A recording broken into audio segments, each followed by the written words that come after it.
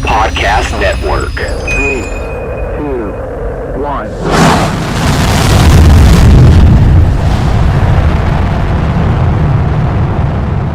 Welcome back to segment 2 of Beyond the Diamond podcast. Brian, LaLima, ApolloDez. Follow us on Twitter at BLima790, at ApolloDez1, and of course at ApolloHOU. And now we are joined with MLB.com writer Brian McTaggart, proud University of Houston Cougar alum, covering the Astros year in and year out here in the city of Houston. Brian, thanks for joining us. We really appreciate your time. How you doing? I'm doing well. Thanks for having me, guys. Man, look, I saw it on the Astros broadcast the other night. You and Chandler Rome were still at the stadium doing your stuff on the laptop, typing up your articles and things like that. And they made a comment about the hair. I got to ask, you just growing it out because of COVID, or you just growing the flow while you still have it? Well, I don't think it's really related to COVID. I think it was the end of the 2019 season. I was just I used to get a haircut every 3 weeks. So I said, you know what, I'm just going to let it grow out a little bit and then grow out a little more and a little more. And then next thing I knew, I was 3 or 4 months in and, it's starting to get long. And then COVID hit. And then I turned 50 last year and I'm like, you know what? Most guys my age don't have hair. So I'm going to let this thing fly. So it's been flying ever since. I don't blame you. I hope and pray that when I reach 40, I have a full head of hair like you do. You've got to catch a lot of flack for it, right? I see on Twitter, Matt Thomas likes to give you a hard time. Kevin Eschenfelder on the broadcast likes to give you a little bit of a hard jealousy, time. Matt doesn't have any hair. So, yeah, I saw Matt at the Final Four in Indianapolis, and that's the first thing he said to me. I'm like, really? Just the hair right off the bat? But, yeah. No, it's been fun. I mean, I will say this, I didn't realize having so much hair took so much time because I used to just wash my hair in like a minute and then not worry about it for days, Now it's like I got to brush it, and then midway through the day, I got to do something else with it. It is a lot more work. So, we'll see how much longer it lasts. But yeah, it's been fun, and my kids like it, and my wife likes it. So that's the most important thing. Your daughters enjoy it? Yeah, they think it's cool. Yeah. They think Dad's got long hair, and that's fun. And my brother came to visit me this weekend. I hadn't seen him in 2 years, and he couldn't believe it. He says I look 10 years younger. So I get all these comments. I'm like, I'm going to keep growing it. Hey, keep rocking the flow. I was just going to say, keep rocking the flow. Lance is doing it. Tags is shoot, I may do it. I don't even know. We may just get it going. Yeah. Brian, thanks again for coming on. But I had a question just because you started in 2004 covering the Astros. Obviously, you had the history with the Chronicle before that as well, covering other sports. But your first year is the Beltran year. The next year is the World Series year. And then obviously through the lean years and then now through this great half decade we've sustained as a fan base and as the Astros. Can you kind of just walk us through that? I mean, you're on the beat. It's 2004. Beltran's hitting every single home run out in the playoffs. The next year's the World Series and then obviously the lean years. But can you walk us through that journey of how we are here today? Yeah, I remember my first day on the beat. I think it was in spring training of 2004, and I walked in the clubhouse in Kissimmee, which is not that big, and there's Bagwell, Biggio, Pettit, Clemens, Jeff Kent, Lance Berkman, Roy Oswalt, Billy Wagner, and I was like, oh my God, what am I doing here? And I was like, wow, I was just starstruck. They had so many big name players, and Beltran came later that year. And that was so much fun. Off the bat, just a fun couple of years like that. And in both those years, they in 2004, they were at the All-Star break, they were 500 and they were kind of left for dead. And they fired Jimmy Williams and Garner came in and got them turned around. And then the next year, of course, they started 15-30 with Clemens and Pettit and Oswalt, and everyone thought they were going to the World Series. And here they were in late May, and they were doing terrible. And then from June 1st on, they were the best team in baseball and went all the way to the World Series. A lot of fun. The next few years, they tried to contend. Drayton tried to keep the team together and contend, and they bring in Carlos Lee, and but they just didn't have the farm system. And then finally, when they sold to Crane, I mean, he did what he had to do, I think, and stripped the whole thing down. And I think back on some of those teams in 11, 12, and 13, and man, those were some rough times. But what was fun about covering those teams is that most of those guys on those teams were so happy to be in the big leagues. The guys like Justin Maxwell and Brandon Barnes and guys like that. And, they had grinded all their lives to get to where they're at, and they got a shot. And, a guy like Lucas Harrell, who doesn't get a shot anywhere else but with Houston, and does pretty well. So it was fun covering those guys as well. But yeah, it's nice in the last few years to cover, some of the best players in the world on one team and doing it at a very high level. So let me ask you, Brian. So when you go through those tough years, us as fans, I can remember back in the summer of 2011, I went on a date to Minute Maid Park. I bought $5 tickets and sat second row. It was from my end, it was really bad baseball. But back then I didn't realize what the Astros were doing. When you were covering them through those years, and you kind of had an idea of what Jim Crane was trying to accomplish, did you ever think that fast forward 4 or 5 years that the Astros would be doing as well as they are right now? I mean, a cumulative, you look at 2015, they made that pretty good run, and they should have beat the Royals in the ALDS.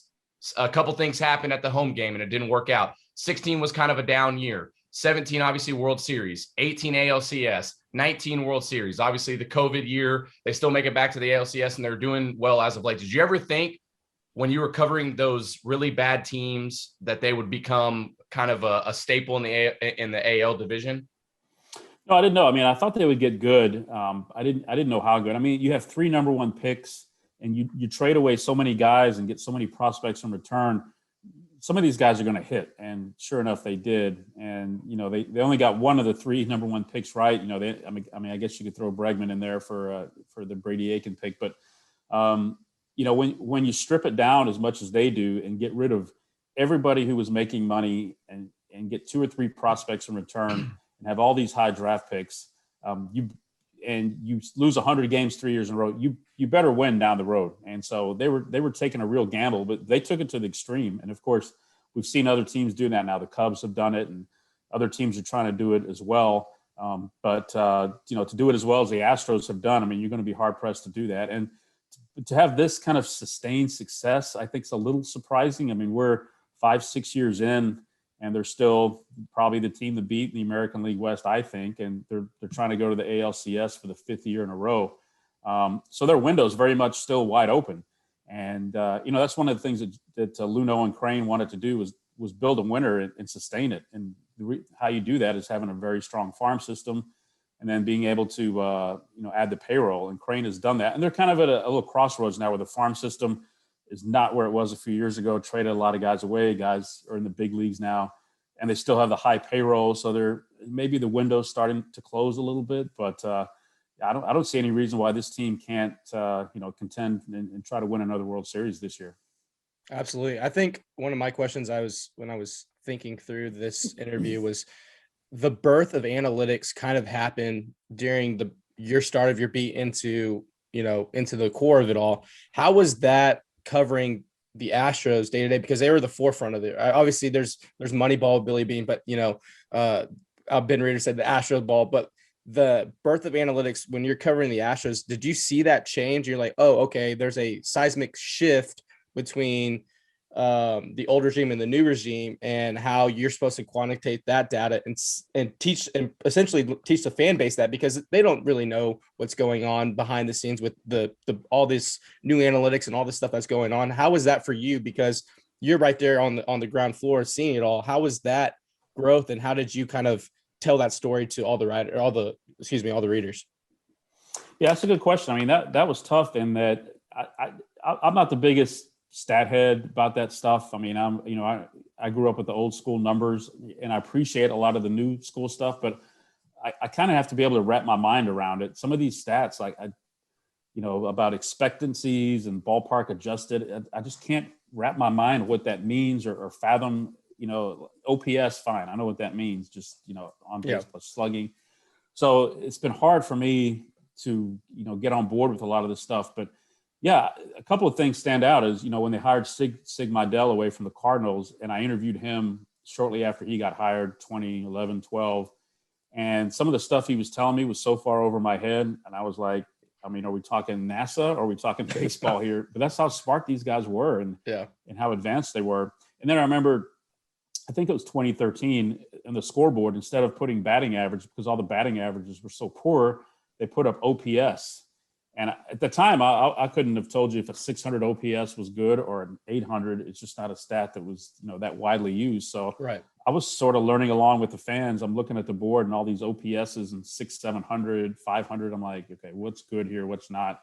And then I remember, when they started shifting, and I remember Lucas Harrell in spring training being very upset and popping off to me on the record, off the record. And he was their best pitcher at the time, about the shifts and how he didn't understand that he would look back there and there were three guys on one side of the infield. And then sure enough, a ball was hit to the left side. And I think that's kind of where they probably didn't do a great job, was explaining to the players enough what they were doing, why they were doing it. I think they just hired these guys, research and analytics. They went up to their offices in the nerd cave, as they call it, and they sent signals down to the clubhouse, we're doing it this way. And there was not much communication between them and the players. And the players, didn't come up with this. They were just learning this. It's different now. The players come up with this through the minor leagues, launch angle. Everyone's taught that now. That wasn't the case 10, 11 years ago. So I think the Astros could have done a better job, I think, communicating with the players because, in the clubhouse, there was a lot of head scratching what was going on. But I'm still writing and learning about this as we go along. I mean, the website Baseball Savant is tremendous, and I dig into that as much as I can during games. And some of the information there is unbelievable, and a lot of it's way over my head. But there's some really cool stuff in there, and slowly but surely, I'm embracing this stuff more and more. It's literally sometimes when I get on Savant, it's Latin. I'm like, what is going on here? And me and Brian both play college ball, and I've obviously kind of grew up in that analytics stuff. And even then when I was playing, I was like, this doesn't make any sense, but I was just like, I'm just going to go with it. If you're going to throw numbers and letters in my math class and you're going to do it on the baseball field as well, like, I'm just going to roll with it. Cause I got to pass the class anyway. I got to get on the baseball field. So it's crazy that you say that, because when I was playing from 11 to 15, it was kind of in that growth of it. And when I grew up playing, it wasn't around, and then college, it was there. And I was just like, okay, that's cool. This looks like a foreign language, but we'll roll with it, I guess. Yeah, I'm 32 years old, and I've got the old soul in me. I don't do all the analytic stuff. I would rather focus on the X's and O's in the game. Like late game in game situations in the eighth inning. If the Astros need to get a bunt down, drop down a bunt and get somebody over, hit the ball to the right side, things like that. This expected hard hit rate and launch angle and everything, Brian, that you kind of mentioned is all, I'm right there with you. I can't wrap my head around 80% of this crazy stuff that we see these days. And it's just taken off so much. And the Astros have kind of been at the forefront for it. Yeah. And I think there's a lot of fans that don't like that. They want to come there, and I think, and that's one of the problems in the game today, I think, is fans want to come there and watch the game. They want action. They want the ball in play. They want the bunts and the hit and runs, which you don't see anymore, and that it's just not there anymore. It's all strikeouts and walks and homers, I think it's turning a lot of people off, and I think they have to find a way to get more balls put in play. And I know they're trying to work on that, and there's some crazy rules out there in the minor leagues. They're trying moving the mound back and so forth. I don't know if that's going to do it or not, but I think for a lot of people, they want to come to the ballpark and just watch the game and not be inundated with math problems. I mean, that's not why you go to the ballpark, is to do more math. You just want to go there and watch the game and the ball and play. And it can be frustrating, but things like catch probability. I mean, to me, did he catch it or not? That's all. Yeah, exactly. Yeah. Thank you. Exactly. Did he catch the damn ball or not? Oh, he did? Okay, good to go. That's all we need to know. It's funny you say that, because Dusty kind of chirped for the first time a couple of weeks ago when it was talking about all that in the last inning. And obviously, Dusty's old school, and now he's with this new team, obviously after the post scandal. And as a fan, I've always known Dusty Baker. He's always going to protect his guys, no matter what. We've seen it the last 2 years. But I found it really funny last week when he started chirping about that stuff, because I was like, oh, wow, it took this long for him to finally say something about the shift and everything like that. So how's it been to cover Dusty Baker, just the consummate pro? Yeah, it's I think he used the word unorthodox defenses for a shift, and he says he wasn't a fan of them. But yeah, he's been great, and I really haven't got to know him on a personal level because we were only together 3 weeks before spring training got shut down last year. So our only other communication since then has been by Zoom or a couple of times by telephone when I called him. So, but my interactions with him over Zoom have been great, and I can see why everybody loves him. I mean, he truly is a walking history book. He knows everybody and everything, and boy, I'd love for him to write a book one day. I would read that thing cover to cover. But he really is a good man, and I can see why people love playing for him, and I can certainly see why the Astros hired him to come in this storm that they had going on and be the guy that everybody in the national media and all over the country respected, and be the oh shucks grandfather, and I had nothing to do with that, and let's all move on. And I guess the players like playing for them. I mean, I haven't had a chance to go in the clubhouse a whole lot since he's been the manager, but I have a lot of respect for him, and I do enjoy talking to him every day and listening to his stories. And this is probably his last shot at managing, and I think when his career is done, I'm going to be fortunate to say I got to know him a little bit and got to be around him. I do remember on Zoom after UH beat Rutgers, he asked me if I was hungover. So that's a Dusty Baker memory, though. That's pretty cool. That's pretty cool. Brian, when we talk about post scandal life, so to speak, what's it been like for you? Obviously, you've got a large following on Twitter. You've been writing about sports and about the Astros for a long time. What's it been like as a MLB.com writer, as you've got the blue check on Twitter, you're verified, so everyone's going to see your stuff, right? What's it been like dealing with the crazy people on Twitter? I mean, I'm just going to say it how it is. You've got, for me, I have a love-hate with Twitter. Twitter is an excellent place to grow your brand, to try to get your, if you're like an aspiring journalist like myself, Twitter is an amazing place. But then it's also, I hate it because you have so many idiots on there that just come at you for no reason. They make burner accounts. They go personal on you. Anything you post about the Astros to another fan base, they automatically talk about a trash can and they talk about you being a cheater. What's it been like as a writer since post scandal for covering the Astros? Yeah, it's been interesting. Yeah, a little frustrating. When all this started, and anytime I tweeted about the Astros, it came hard: cheater, trash can. And I think I went through Twitter and I tried to block all these words. I was just so tired of reading them on my feeds. I was tired of reading them, and somehow they keep getting through. And anyone that does it, I mean, it's fine. They have their opinion. I'm tired of seeing it. So I just mute them, and I mute a lot of people, not out of spite. It's just, I'm just tired of seeing it. Yeah. But it's just, you cannot, it's like an ant bed. It just keeps coming and coming. And I'm sort of just numb to it now. I mean, at the end of the day, the Astros did cheat, and they brought this on themselves. And it's obviously that, fan bases of other teams are not going to let this go away anytime soon. So I get it. And that's what Twitter's about. But and I know some of the tweets I send out, like, last week, Astros had three of the top four guys in the league in OPS. I knew when I hit send where this was going, and sure enough, it did. Oh yeah. Yeah. And, but at the end of the day, I just let Astros fans kind of, jump in, and they all start debating with the other people, and then I just move on to something else. So I try to stay out of it. Do you think, this is a question that's kind of popped in my mind. Do you think the way that the national media covered the cheating scandal, and then there was this whole buzzer BS, and some of the national media ran with that, do you think that the national media kind of had it out for the Astros a little bit, or because me personally, I felt like some of the national writers and national personalities took that story and they ran with it beyond what it needed. They went from just covering the story to making it kind of, hey, let's just have it out for the Astros and let's turn a blind eye to other teams that might be in question, like the Astros, like the Yankees, like the Red Sox. There's even been rumors about pretty much half the teams in the MLB. Do you think the national media kind of had it out for them, or were they actually doing their jobs? I'd love to hear your perspective on that. Yeah, I don't think they did. I know that's probably surprising, and I know Astros fans do, but I mean, this was a huge story, and if you're on the wrong side of a huge story, it's going to feel like people are out to get you, right? And it keeps getting written about over and over.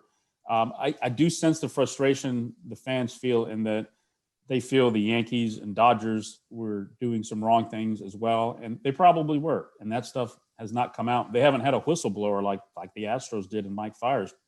And so, but I don't think the national media treated the Astros, unfairly. Astros fans probably aren't going to agree with that, but I think it was a big story, and these guys Sure. were assigned to do big stories, and they chased it, and they're really good at what they do, and they dug up everything they could until there was nothing to dug up. And that's just sort of the nature of journalism. I do think the buzzer thing was really dumb. I mean, that came about from what was it? Yeah, we don't talk about that specific person. Yeah. But so I mean, that it came from Reddit. Yeah, there was a thing on Reddit, and a few people. Oh, Beltran's niece or whatever. Yeah, there was the burner account or whatever it was. Yeah, and some of them just absolutely ran with it. They even tried to say that Josh Reddick with the confetti on his on the Goku outfit that he wore during celebrations, that was a buzzer. So yeah, that was dumb. And I also think the Astros apologized en masse at the beginning of spring training last year, and still hear Astros haven't apologized. I mean, I was in the clubhouse and talked to like 10 guys who apologized, and a couple of them were very upset about what had happened. Sure. I think people just want to hear what they want to hear, and no matter what the Astros said, it wasn't going to be good enough. But I think there was some really good reporting done, and I think like I said, when you're on the wrong side of a story and people are reporting on it over and over, it's not going to be fun, and you got to take your lumps. At the end of the day, they did cheat, and there is a cloud over their World Series title, and that's just the way it is. Yeah, own it, and move on. I think they lost the benefit of the doubt, right? And as a fan base and as fans, we have to accept that, because if it happened to any other team, we'd be acting the same.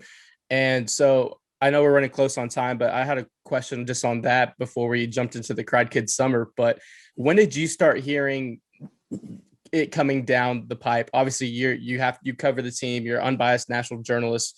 When did you're like, oh, okay, this is, obviously I have to cover it as well. So what was that timeline like? You don't have to get into the dirty details of all, but when was that kind of timeline, if you can jump into that a little bit? Well, when that story broke in November of 2019, shortly after the World Series, about the signs, I mean, I had no clue. Any sign stealing was going on.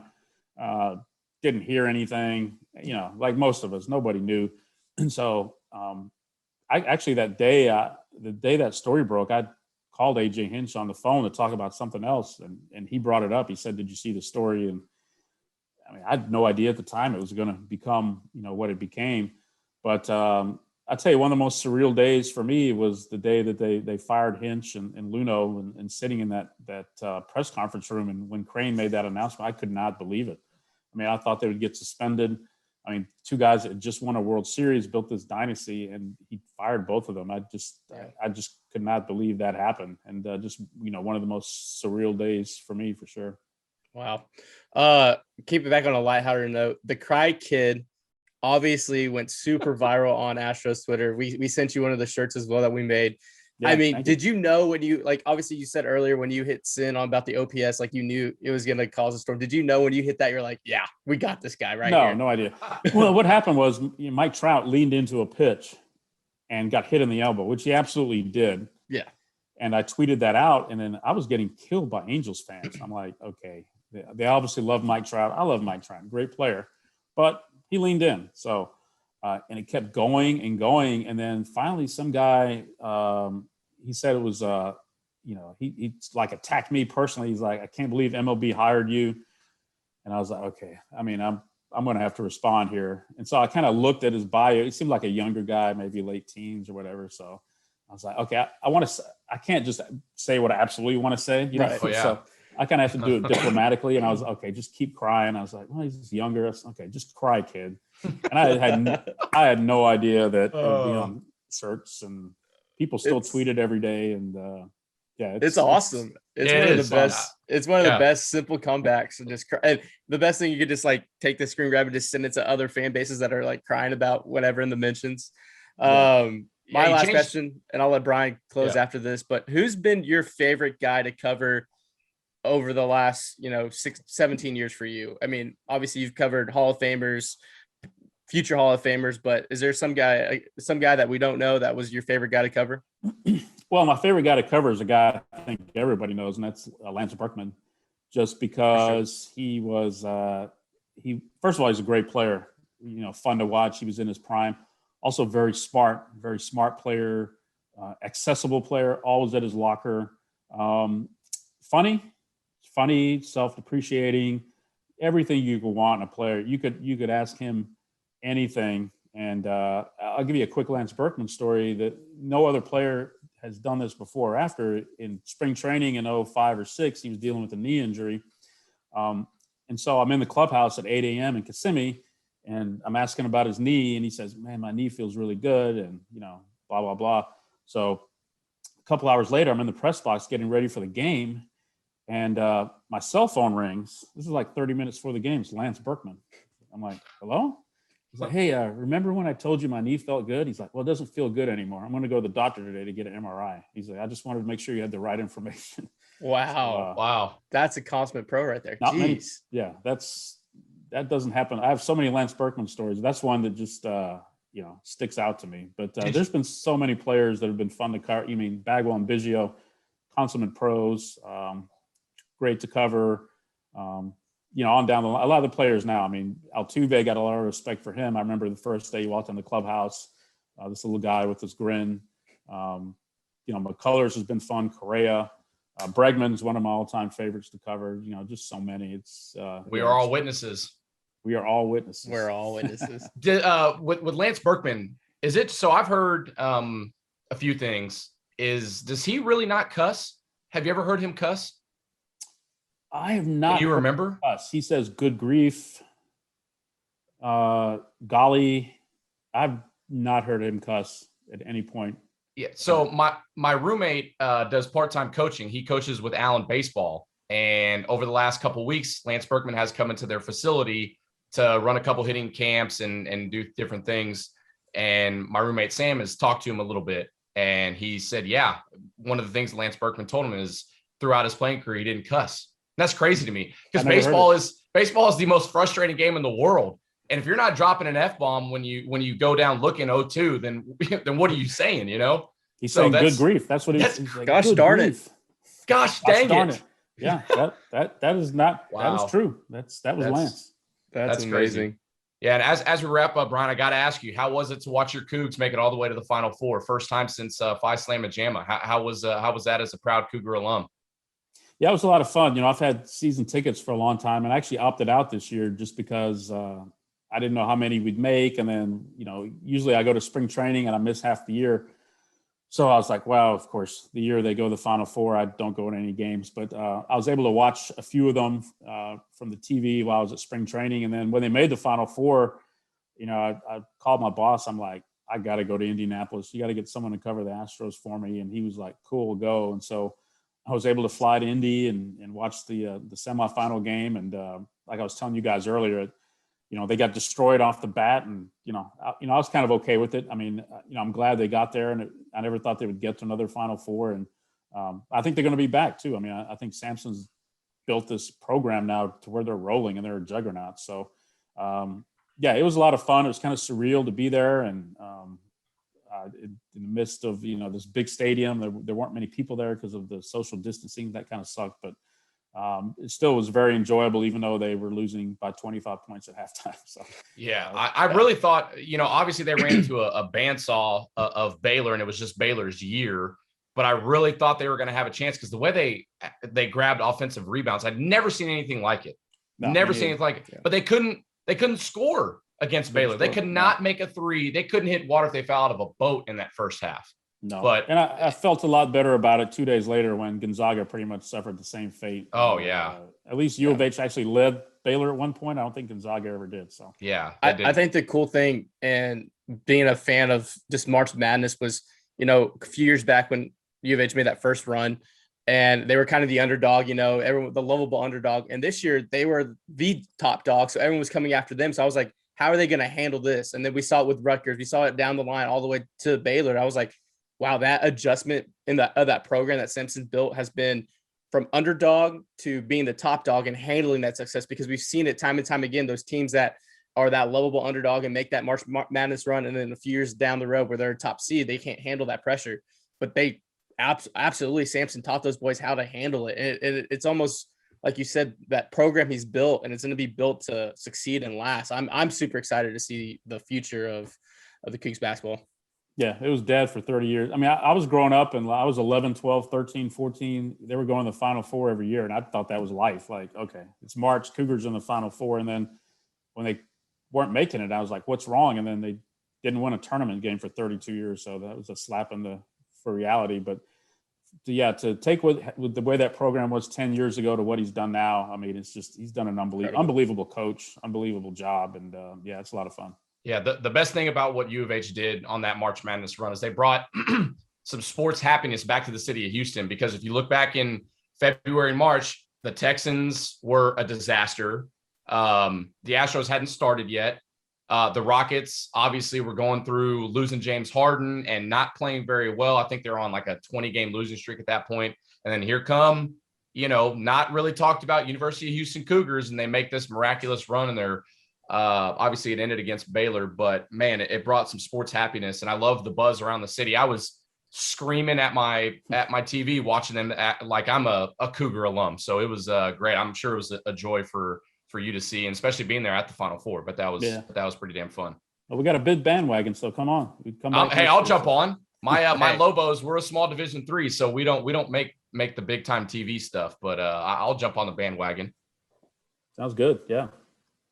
Well, Brian, I appreciate you taking the time. Thank you. Yeah, I know I randomly will ask you for advice here and there, and as an aspiring journalist myself, I really appreciate you, sending good words, and again, thank you for taking the time. Yeah, no problem. Yeah, just reach out anytime. I appreciate it, guys. Thank you. Yeah, Des, you got anything before we get off? No, Brian, just thanks again, man. Thank you for always supporting Apollo, and love the Cry Kids shirt. And whenever you need something from us, let us know. We'll get you hooked up. Yeah, thanks for the shirt. I wore it a couple of days ago out and about. So I love that. So, yeah. All right. Thanks, guys. Awesome. That's Brian McTaggart of MLB.com. Follow him at Brian McTaggart. That's going to do it for segment 2. Stick around. We'll be back with segment 3 here on Beyond the Diamond Podcast on the Apollo Podcast Network. Welcome back. Segment 3 of Beyond the Diamond Podcast. We just got done, Des, with visiting with our friend Brian McTaggart of MLB.com. You can find him on Twitter at Brian McTaggart, covering the Astros on the beat. Local guy, born and raised here in Houston, University of Houston alum. Man, what an interview. What a phenomenal guy Brian McTaggart is. Really appreciate him spending some time basically talking more than just Astros. We talked about Cry Kids Summer. We talked about his Cougs making it to the Final Four.